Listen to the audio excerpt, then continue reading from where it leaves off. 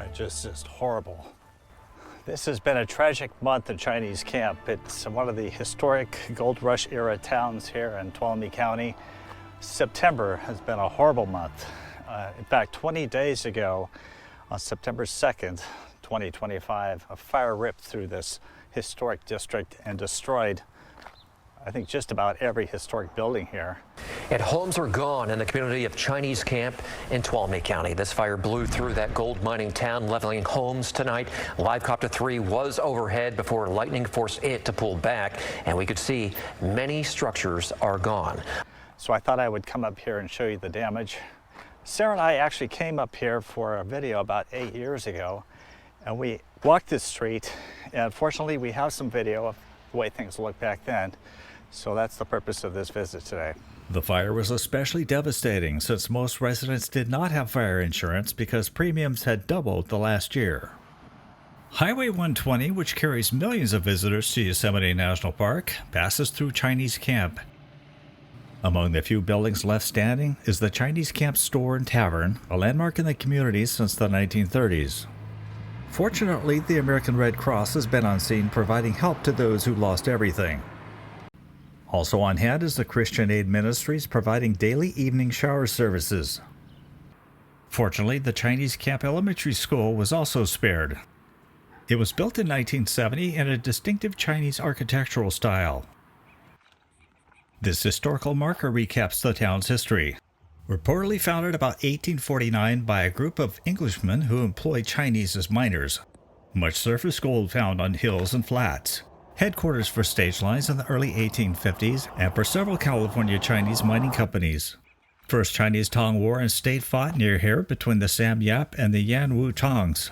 Present stone and brick post office built in 1854, still standing. St. Francis Xavier Catholic Church built 1855, restored 1949. First pastor, Father Henry Alaric. I kind of feel guilty because people have lost everything and I'm up here. I'm not gawking or anything, but you know, this is history and I'm recording it. This single stone wall was a leftover remnant of the Masonic Lodge built in the 1850s and reportedly torn down by Dr. Daniel Stratton between 1901 and 1910. It was home to the George Washington Lodge 62 of the Masons from 1865 to 1871. Well, let's talk about this building. It's the post office building. Actually honors Eddie Webb. Crazy.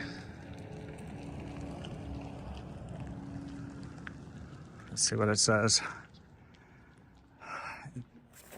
Yeah, this is the old Wells Fargo post office building, I believe. It's dedicated to Eddie Webb, who was born December 17th, 1880 in Snelling, one of the last of the stage drivers. Eddie made the haul from Chinese to Coulterville, Groveland areas between 1898 and 1902, and he drove the first mail stage over the new Shawmut Road. That was dedicated before I was born.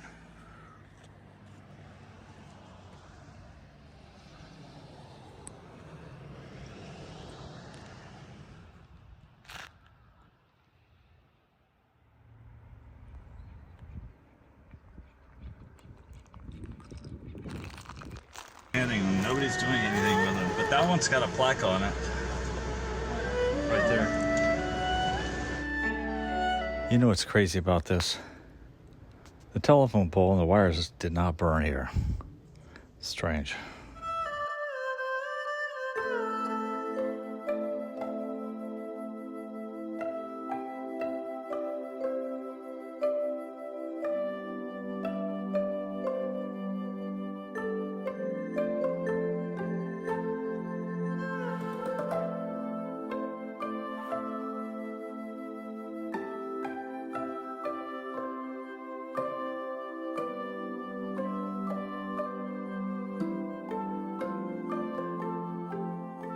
So this building here is one of the prominent buildings, made of brick, and they paved over it to make it look like big blocks, like stone block, and it looks like it's basically survived the fire, but it's sustained a lot of damage as well.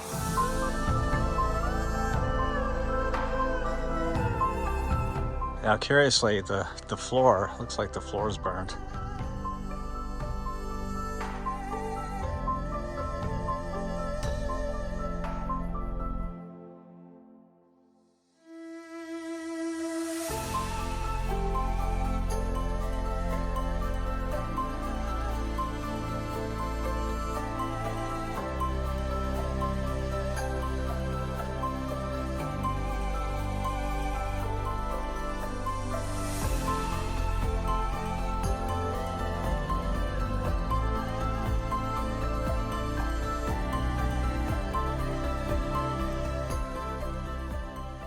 Right next to this brick wall that you see here was a building. It's good to see the bricks survived, but complete devastation here. This looks like an old hotel. Only one story.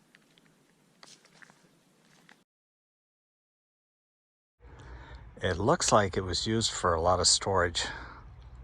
I see a lot of water tanks and appliances, old refrigerators, and it's completely gone. As you can see, what's left is the corrugated tin roof. Right down here, I want to show you what's a two-story hotel. Sarah and I featured 8 years ago in our video. The video was essentially a video about the Chinese Tong War. This is what we have left. Complete and utter devastation. The hotel's gone. I actually got to walk on the porch of it.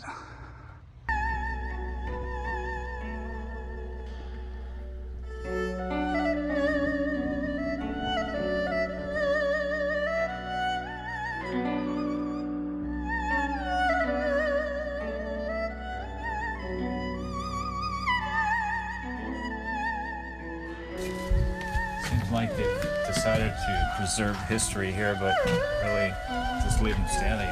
They're not doing anything with them.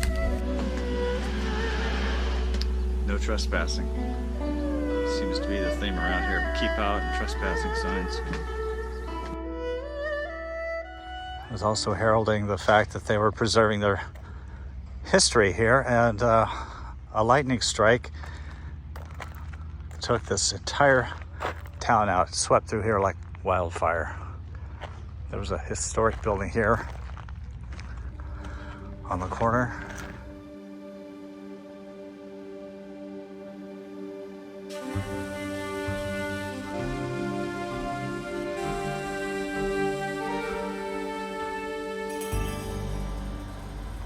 Oh man, that's hard to believe. Hard to fathom that such history could be wiped away. And it has been, look at this car here. Wow.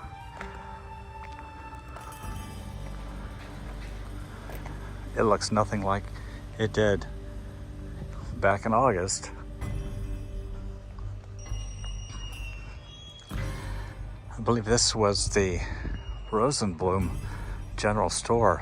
Look at it. I doubt if there's going to be any saving that. The iron doors have buckled from the heat. Look at this old brick building over here. It's got the iron doors on it. It's got circular stuff.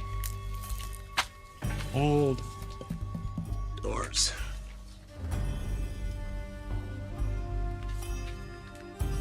Wow. These walls could only talk.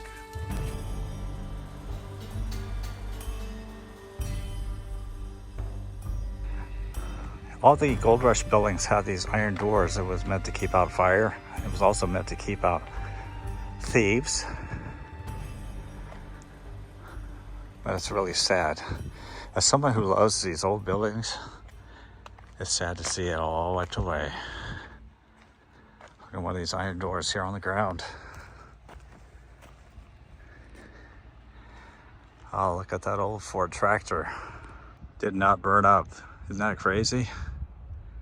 Looked like those are some oil pumps. That back wall's gone. Look at that. Some people have wondered if cement walls can burn, and yeah, fire can really mess up cement. Messes with the mortar. The whole wall's cracked. This whole wall is disintegrated. The sad irony is that those iron doors that are meant to keep out fire, well, that didn't work in this case. And look at that wall. It's probably going to be torn down. So I consider this my duty to record what was here so that in the future, as long as this video is up, people will know exactly what this building was and where it was situated. You know, after I look at this wall, you notice how the bricks are haphazardly kind of stuffed in there, filling the thick wall. I'm not sure if that's a sign of the workmanship back then or what. Somebody just yelled at me up the hill, "Hey, you're on private property." Well, not really. I'm kind of in the right of way, but look at this. Oh my goodness. There was a house here. This home was reportedly built in nearby Montezuma around 1865. After the home survived an 1866 fire, it was moved to this spot in Chinese Camp around 1905. Previously, this was a site of the Miller and Company Express and banking business, which was gone by 1891. This is so sad. This was somebody's house. The gate survived, the house didn't.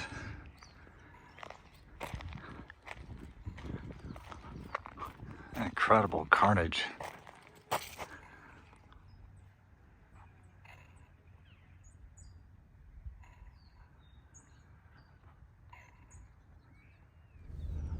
The crazy thing is that there are some houses that were actually spared from the fire, which is a good thing, obviously. But it's like when a tornado hits, it doesn't discriminate where it goes.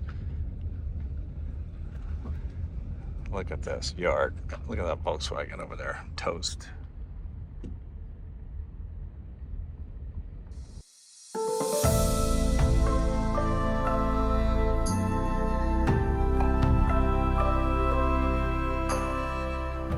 So I'm real happy to report that the St. Francis Xavier Catholic Church, built in 1854, has not been taken out by the fire.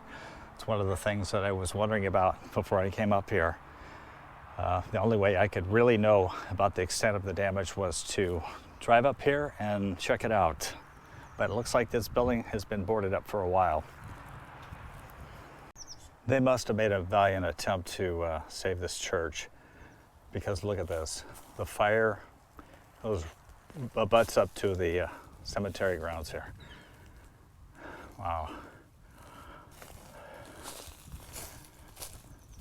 Looks like that cell tower may have been saved too. That's crazy. Fire completely wraps around this church property. I wonder how they saved it. And boy, this is a historic cemetery. For example, this Patrick Quinn right here died in 1883, and he was a native of Ireland. May his soul rest in peace. You can certainly tell there were a lot of Irish immigrants here. This one of Patrick, having difficulty making that one out. He died in 1889, native of the county Donegal in Ireland. So even though it's called Chinese Camp, it's heavily populated by Irish immigrants who were here mining.